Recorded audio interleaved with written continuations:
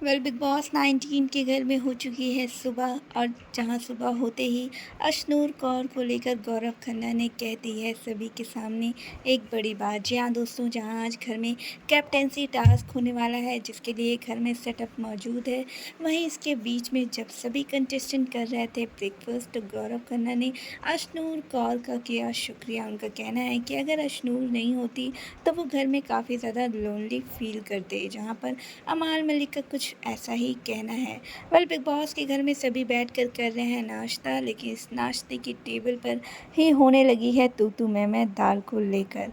Big boss के घर में सुबह-सुबह खाने को लेकर झगड़ा ना हो ऐसा इम्पॉसिबल है, और कुछ ऐसा ही लाइव फीड के दौरान हमें देखने को मिला। अशनूर का कहना है कि तान्या काफ़ी ज़्यादा बदतमीज़ है और सबके साथ खाना खाते वक़्त भी वो बदतमीज़ी से ही बात करती हैं। और आपको क्या लगता है अशनूर कौर की इस बात पर? आप अपनी राय हमें कमेंट सेक्शन में ज़रूर बताएं और सब्सक्राइब करें चैनल।